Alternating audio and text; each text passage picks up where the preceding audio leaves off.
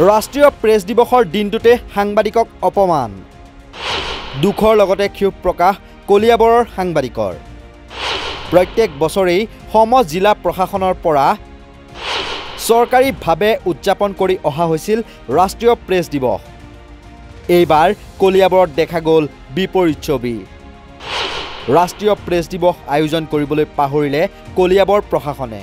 হয় সমগ্ৰ দেশ তথা ৰাজ্যৰ বিভিন্ন প্ৰান্তত আজি ৰাষ্ট্ৰীয় প্ৰেছ দিৱস চৰকাৰীভাৱে উলহ মালহেৰে উদযাপন কৰাৰ বিপৰীতে কলিয়াবৰত পৰিলক্ষিত হ'ল বিপৰীত ছবি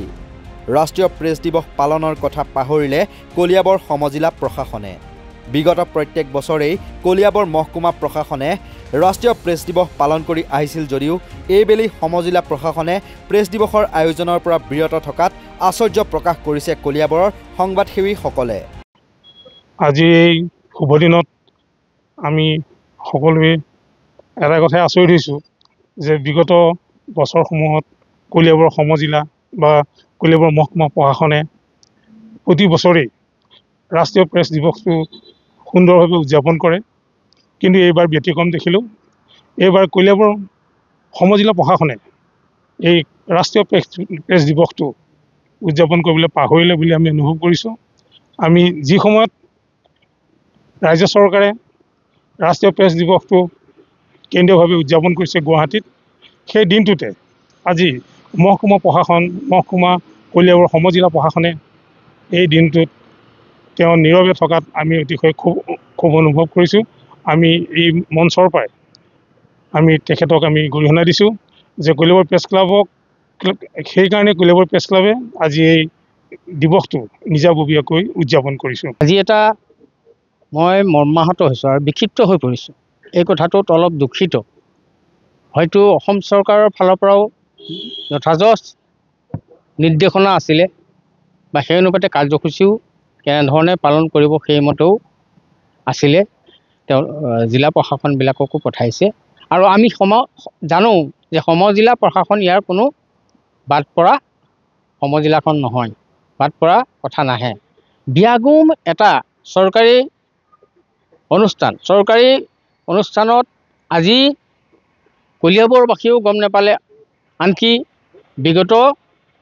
সন্ধিয়ালৈকে ৰাতি 9টা বজালৈকে আমি ইয়াতে অপেক্ষাৰত আছিলোঁ সকলো সদস্য আৰু সভাপতি সম্পাদক প্ৰমুখ্যে এই বিষয়ত আমি এটা আলোচনা কৰি আছিলোঁ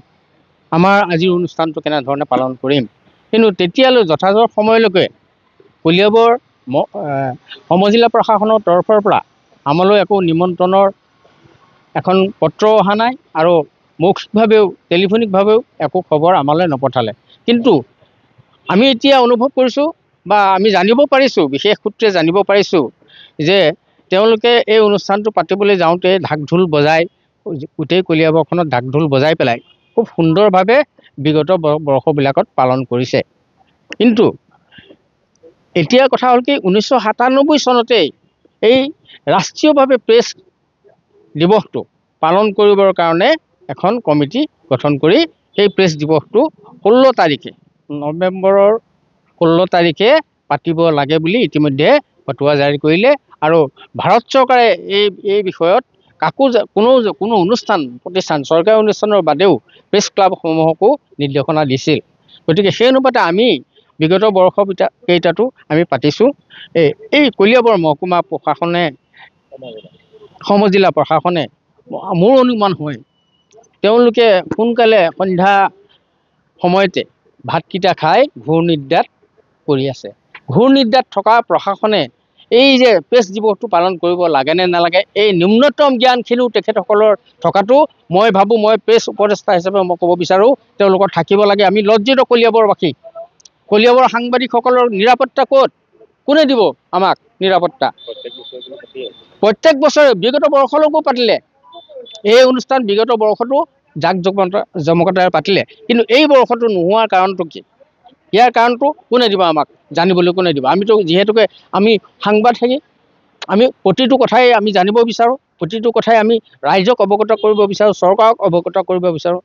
আমি দোষ গুণ সকলো বস্তুৱেই সংবাদসেৱী সকলৰ গাত থাকে ইপিনে জনসংযোগ মন্ত্ৰী পীযুষ হাজৰিকাই এই কথাটো গুৰুত্ব দিবনে বা কলিয়াবৰ সম জিলা প্ৰশাসনৰ বিষয়ববীয়াক প্ৰশ্ন কৰিবনে নকৰে সেয়া সময়ত হ'ব লক্ষণীয়।